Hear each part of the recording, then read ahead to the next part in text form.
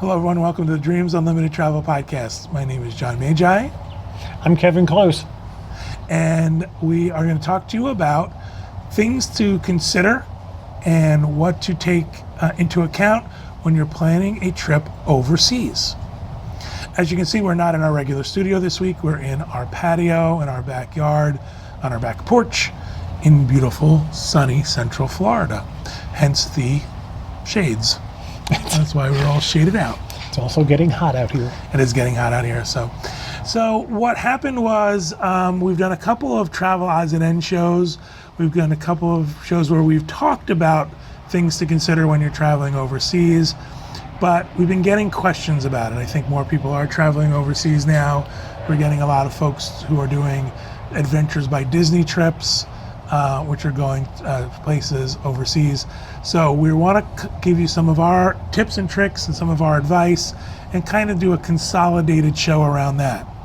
Most of our advice is going to revolve around someone in the US traveling to Europe or maybe even Asia or South America. Someone traveling from the US out of the country, but I'm sure that a lot of what we're going to tell you applies if you're coming the other way as well.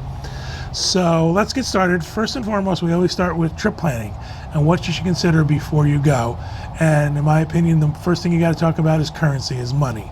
So Kevin, what do you suggest for folks who should they think about for getting money when they're going to travel overseas? First of all, most places you're going to go, as soon as you get off the plane, your U.S. currency is not valuable anymore. Most places won't take it. And while you can use a credit card, I suggest you always have a bit of the local currency on you. If you want to buy a bottle of water in the airport, you're going to need currency from wherever you are, and you're not going to want to pay with a credit card. Now, I don't suggest you bring a lot of cash with you. They say the best exchange rate is at ATMs. However, you're going to pay a fee. You're probably going to pay a fee for your bank and the bank you're using. So we always try and bring some cash with us. And how do you get that cash? I go to my bank and I just order it. And if I buy between I'm going to talk about euros. If I buy between 1 and 999 euros, my bank charges me $10 to secure those for me. The processing fee. If I buy 1,000 euros, they charge me, and 1,000 and up, it's 20 euros. So I don't $20, excuse me. So what I do is I watch the exchange rate and I Google dollar to euro exchange and see what the exchange rate is. I start doing that a couple months in advance. And when I think I'm going to get the best I'm going to get, I just order some. And here's the deal. That's a guess, right? People are going to say, how do I know I got the best rate? How am I going to make sure I get the absolute best rate on my money? You don't. It's a bit of an educated guess. You watch it and you see what things are doing. And you know what? You're going to miss it. You're going to miss the bottom most amount. So just do it when you're comfortable doing it. Now, I also think if you're a regular traveler, ordering more than you need isn't a bad thing. We've often come home with euros left over, and we just assume that will be for our next trip. Right. And that extrapolates out to any place you're going to go. If it's pounds, if you're going to Great Britain. So I always think you should have some local money wherever you're going. I'm going to do tips. If you decide to take a cab and they won't take a credit card, you can pay for the cab that way. It's just smart to have some money on you. Now, I would then we're going to talk about passports. First of all, you have to have a passport. And most of the destinations that you might want to go are going to require you to have a passport that's good for 6 months past the end of your adventure or your vacation. They don't want people coming into the country with a passport that's about to expire for fear that they might choose to stay longer, or if something happens medically, they want to be able to get you back out to the United States. So almost every place requires that you have a passport good for an extra 6 months. Good advice. Let's go back to money a little bit. We talked about getting cash before you go, but you're probably going to need money along the way. So the best advice to you is to use an ATM, a local ATM in the destination where you're going. What you want to do is you want to check with your bank, because your bank is probably going to charge you a fee as an A foreign transaction. To take money out, yes. There's going to be a fee for the banks, and then there's going to be a foreign transaction fee, Right. and then, of course, whatever the regular exchange rate is difference. So if you have the luxury of banking in more than one bank, then what you want to do is you want to see who's going to give you the best rate on your ATM. So see who's going to give you the best exchange and the least amount of a foreign transaction fee. But you need to take those things into account when you go to an ATM outside of your home country. Or use a credit card while you're shopping. Right, that was going to be my next thing, is use your credit card. Right. Most places, if they're a large retailer, will offer you the opportunity to charge in US dollars, where you know what you're going to pay, or euros. And you're kind of going to have to know what the exchange rate is, because if they tell you it's $100 in US dollars or it's 89 euros, you have to know which of those is the better deal. Right. Real quick about credit cards. Again, you want to call your credit card company and find out if they charge a foreign transaction fee. That can be as high as 3% per transaction. Yeah, so it's important. And then what their policy is about the money. Sometimes they will charge not in the local currency. Right. So one of the best cards you can do, we have no affiliation with them, is American Express. They do not charge a foreign transaction fee. Transaction fee, and you get sort of the up to the minute exchange on your money. Right. So there's no worry that, maybe the exchange might be worse for you once it's processed. But again, call your credit card company, ask these questions, figure out what's best for you. Let them know you're traveling. That's very important. Always call your credit card in advance. Nothing's worse than there are things that are worse. It's bad when you're standing at a counter waiting to pay, the hotel, a store, whatever, and your card is declined. Right. So again, you want to make sure that you contact them and make these decisions ahead of time and figure out what's best for you when you're going away. I want to add one more thing about, I know you've got things you've got to say, but I'm more important. What you want to say is, that didn't go over well, did it? I'm used to it. So what you want to do is, in addition to what Kevin mentioned about, do you want to charge in euros or dollars, and know the exchange rate, is to be prepared and get a currency exchange app on your phone. There are a bunch out there. In my opinion, the easier to use, the better. So you can get a free app that shows you a currency exchange. I've got one that I love. And again, simpler the better. All I want to do is I want to plug in the numbers and I want to say calculate whatever the currency is that I'm in, or want to see what it's going to be in American dollars, so that I know when I'm paying for something is appropriate or not. Because trust me, we've been to Mexico where something is 200,000 pesos. And I freak out and go, 200,000 pesos, and then realize that it's really like $9. Right. All right, what were you going to say that I interrupted you? We're going to talk about shopping for a minute. I thought he was going to stop me. If you spend over 200 euros in any store while you're in the European Union, the European Union has something called the VAT tax, value added tax for foreigners. And let's just say you buy something that's $1,000. The tax is included in 1,000 euros. Unlike the United States, when you see a price on an item, the tax is included in that. You're not going to be charged additional. As someone from out of the European Union, you are allowed your tax, or a portion of your tax, back. It's called a VAT refund. And what that means is, if you walk into Louis Vuitton, not that I know anything about this, and make a purchase, they will fill out forms for you. You also have to take your passport with you in order to make this work. You have to have your passport with you at the time you are shopping for high-priced goods. And you show them your passport, and they will fill out a VAT form for you. And you can just collect those throughout your stay in the European Union. If you only have one, or if you have more, you just bring them all. And what's going to happen is, when you leave the European Union, whether you're going on a cruise or you're flying out, whatever your last stop is, when you're at the airport to leave Europe, you go to the VAT office at the airport, and they will stamp your forms. Now, you're supposed to have your merchandise with you. I've only ever been asked once, and that was in Charles de Gaulle. But they will stamp your form, and you can mail them right there. And then you get anywhere from a 10 to 15% refund on whatever you've purchased. And depending on what you've purchased, that can add up to some money. So it's really wise. It's a little bit of a pain in the neck because while you're enjoying your travel, you kind of have to keep track of this paperwork. But you can buy goods that in the United States are much more expensive. Because of the exchange rate, you can get them at a lower price. The tax is already included, and they'll give you a portion of your tax paid back. And you mentioned you had to do this at the airport, right? To file at the airport? You can do it at some train stations. You can do it in some major cities will have an office. I think most people find it easy to go to the VAT office in the airport. Larger airports might have a longer line. Charles de Gaulle can get crazy. I was going to say, one of the reasons why I said this was you want to build time into your departure from wherever you're going to leave to deal with the VAT office. And you're going to find that each country will be, and each airport will be completely different. As Kevin mentioned, Charles de Gaulle is a nightmare. It's usually a long line.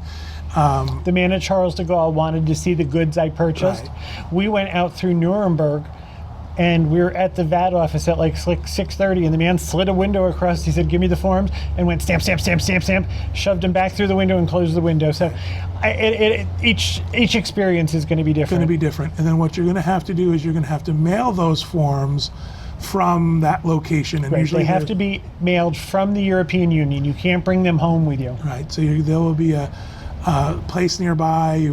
They'll tell you, go over here and drop them in the mail, and then mail those off, and that'll be your VAT. I don't want to confuse things, but there are retailers who will fill out the forms for you there, and they'll take care of the stamp, and they will charge you the lower price, meaning that you wouldn't get a refund on that item because you've already paid the lower price.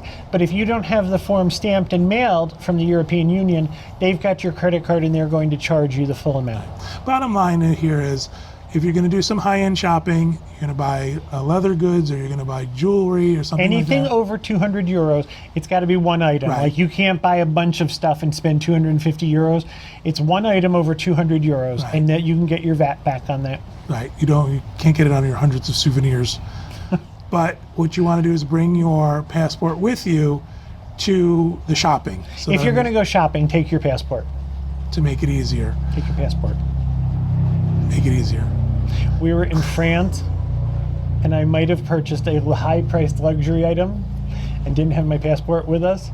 So somebody went back to the ship and brought me my passport.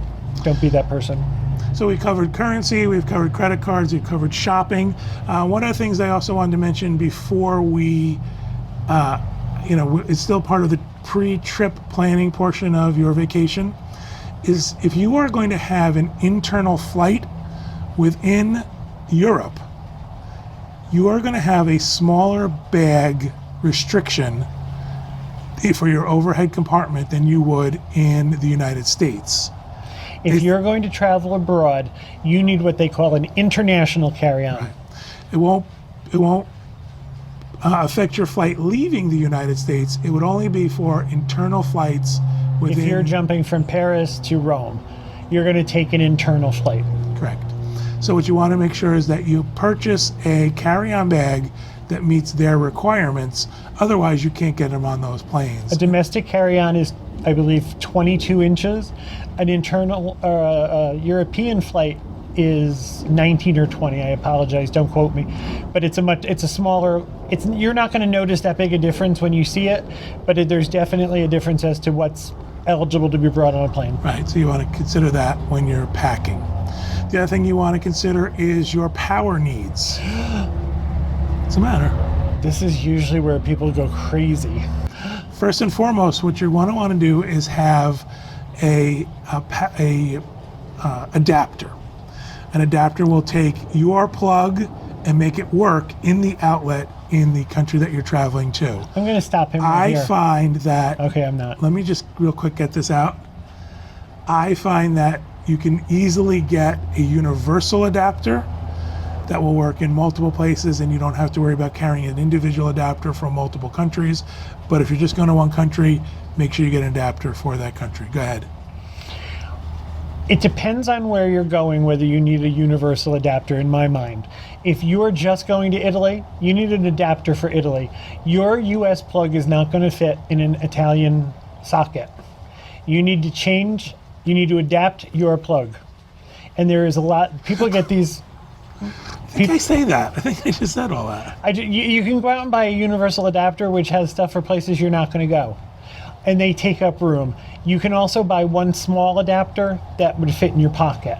The other thing you might need is a converter. They're very, very different. Right. A converter switches foreign voltage to US voltage. If you try and plug your US hair straightener into an Italian outlet with an adapter, you're going to make the electricity in the hotel go off. You need a converter to change for the Italian or European voltage to American voltage. That is not true of Apple products. So just going to say, most new electronic products are dual voltage. That's not just Apple, but it is all Apple products. But if you buy a new computer, HP, Sony, something like that, they will also be dual voltage. It's got to say 110/220 on it. I just want to check your equipment to make sure that it functions that way. So you don't really need a converter unless you're going to bring something over that won't work on that electricity. Hair dryers, hair straighteners, electric shavers, these are things that fry. They just burn up while you're trying to use them. So you have to have not only the adapter, but you have to have the converter. Exactly. And again, I like the universal adapter because we tend to travel to more than one destination. You know, we do an Adventures by Disney trip where you're seeing 2, maybe 3 countries. You know, you want to be prepared. But Kevin's right. If you're just going to Italy or you're just going to the UK, just make sure you have the one that's right for that. Right. I also want to point out too, if you forget it, don't panic, because you can buy these in the airport. You can get them probably in your hotel or right around from your hotel. If you forgot to bring one, I would go to the front desk and say, did anyone leave an adapter here? Chances are they've got a lost and found full of stuff like that. On more than one occasion, people have forgot their chargers for their phone, and the front desk has brought out a box of them, and you go through and pick the one that works for your phone. If you're confused by this, or if you're not taking notes, go to Amazon and use the word adapter and use the word converter. You have to use the separate words. They do very, very different things. And you'll find ones that are both. It'll be an adapter and a converter. I would learn through Amazon. It will help you. All right. Anything else we want to tell them pre-trip that they should think about packing-wise? Packing. Nope. We've talked about this on other shows. English is spoken pretty much everywhere around the world. However, we feel it is polite and the right thing to do to learn a little bit of the local language where you're going to be visiting. A few words will get you a very long way with the locals, but you're going to be surprised at how many people actually speak English. However, it's still polite. Please, thank you, excuse me. I used to tell people to learn how much is it in the language you're going to, except for one thing, then people answer you in that language and you stand there dumbfounded because you have no idea what they're saying. Right. So please, thank you, excuse me, hello, goodbye. The first disc in your language kit. You don't need to know who's picking up Anna at the airport with the red pickup truck. Exactly. You just need, that's actually a true story. You just need hello, goodbye, please, thank you, good morning, good evening, the basics. And if you try that, most people will either take pity on you and speak English, or at least appreciate the fact that you've tried. It's true. I do want to, so we've done our pre-packing, we've done our pre-planning, we've got all that out of the way. So I want to talk a little bit about when you arrive. Something that you might find that might be shocking to you, that was shocking to us, is that if you are not going to a quote-unquote major airport, or even if you are going to a major airport, you might not be at a terminal. You might deplane downstairs. Might have to walk down those stairs that they wheel up to the plane. Very Casablanca. Yeah, so you want to be aware of that with what you're carrying, because you got to carry your own stuff off the plane and get yourself down those stairs onto the tarmac. Not going to happen in most places you're going to go to, but it has happened to us. It happened to us in Spain. It happened to us in China. Where else did it happen? Somewhere else it happened. It happened in Italy one time. One time in Italy, yep. So again, I wouldn't worry about this. I wouldn't make this a, something you think about constantly and fear it. It's just be prepared that you may have to walk down the stairs. If you have a mobility issue, they will help you with that, and there'll be alternate ways for you to get off the plane, but it's usually kind of a pain in the butt. I would also tell you, in Europe, getting to when you're ready to head home, I find European airports take longer. So where someone will tell you 2 hours in the US, I would give yourself more time to navigate the airport. And if you're going to Charles de Gaulle, you need much more time. You have to take into account the fact that you could be going through customs, that you could be going through a passport check location, That you might be going to a different terminal in a different building. which could mean another security check. So just give yourselves a lot more time coming from Europe to the US. All right, I have something else to share with you, and I've shared it with everybody who's ever asked. I'm a shopper. I've never hidden that fact. However, on my first trip to Italy was in 2006, and I saw a duffel bag that at the time I thought was a little pricey. It was 200 euros. I have mourned not buying that duffel bag since 2006. I'm not telling you to not be able to pay your mortgage, but you have to ask yourself, if you're questioning, should I take this home with me? Ask yourself when the next time you'll be back is. Don't leave something you love there. You probably won't be able to ever get another one. And I think that I tell people that a lot. We go on Backstage Magic trips, and we go into Mickey's of Glendale, and they sell Imagineering things. And somebody will say to me, this leather jacket is $150. And I think, well, are you going to be able to buy that in your hometown? If you're someplace where something is available and it's only available there, and you think to yourself, you have to ask yourself, is this something I really, really want? I would suggest you make other choices later on, but don't leave the thing you really want there. You're probably never going to be back. It's true. And there used to be a billboard outside Orlando International Airport, and all it said, it was a Delta billboard, and it said, because saying, oh, I got this in Venice, never gets old. True. All right, so let's talk a little bit about now, once you've gotten to your destination, some things I think you should be prepared for. Maybe other folks wouldn't think these are important. But I find the comfort level in Europe to be different than what I'm used to in the United States. In the United States, we have much bigger hotel rooms in general. Thicker mattresses. Mostly king-size beds. Better air conditioning. Right. So just be prepared for the fact that it's going to be different than what you're used to, and not sort of lament the fact that this isn't as big as a bed as I could get at the Grand Floridian.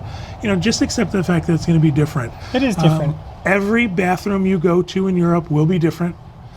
You will not hit the same fixtures twice no matter where you go, and it's very weird. Often, a piece will be missing. Something that you would think might be important, like there might not be a seat. And you might have to look around because there might not be that little handle on the water tank. I'll tell you a story. We were in a hotel one time in Italy, and I could not for the life of me figure out how to flush the toilet. We had to call the maintenance team, and 5 feet from where the commode was, there was an aluminum square on the wall, and you had to put your hand on it and rock it back and forth to flush the toilet that was 5 feet away. And they explained to me that was because the flushing mechanism was closer to where you would wash your hands. I had to call maintenance to explain this to me. So you might have to reach under something, or there might be a chain over your head. Look around, you'll find it. Again, it's going to be very different than what you're used to. All I can say is you got to go with the flow. You got to be willing to sort of adjust yourself and realize that you're in the place where you want to be, and so these minor conveniences are not as going to be as good as you might have elsewhere. Talking about bathrooms, I want to give you one of my tips. One of the things that is easy to do in the United States is to find a public restroom that's clean, that's serviceable, that you would go to. This is something that we're used to in the U.S. Pretty much driving along highways, there's rest areas, public places, there's rest areas, and there's not a big deal in finding these. We find in Europe that they're not as convenient, they're not as well placed. So I have an app on my phone called Toilet Finder. A little crude, a little rude, but that's what it's called. It's called Toilet Finder. And basically it's kind of like a GPS for the nearest bathroom. And we've used it on several trips, and we've said, where's the nearest bathroom? And it'll tell us, and it'll even have user reviews of that rest area. A little rating system. And it could be anything from, this is a great spot, they have coffee and snacks. That's usually outside though. Coffee and snacks, to it could be, listen, this is just serviceable and use it and go. So it gives you a good idea of what you're coming across, and not only what you're coming across, but how close is it, because you might be worried you might not find a bathroom. I would also suggest that no matter where you go in Europe, that you take a small coin purse and you have some of the local coins. It's not uncommon to have to pay to use a restroom. Correct. And you might be able to find a free one or pay 50 cents, and the difference will be worth the 50 cents. Right, because it's clean and quote that unquote someone's well-stocked. maintaining it. Not to beat a dead horse with bathrooms, one of the things to consider with a bathroom is take some toilet paper with you. They sell, if you go to CVS or a Walmart or a Walgreens and you go to their travel size toiletries area, you can find the little rolls of Charmin or something like that easily pack in a purse or in a bag, and just bring those with you, because it's nice to have those in case you find yourself in a situation. And then that when you get requires someplace that has actual toilet paper, if you've used it, you can just roll around the little spool and refill it. I would back up. Also suggest a hand sanitizer. This goes back to when I tell you that there might be pieces missing, especially if you stop along a less than well-traveled road and use a service area.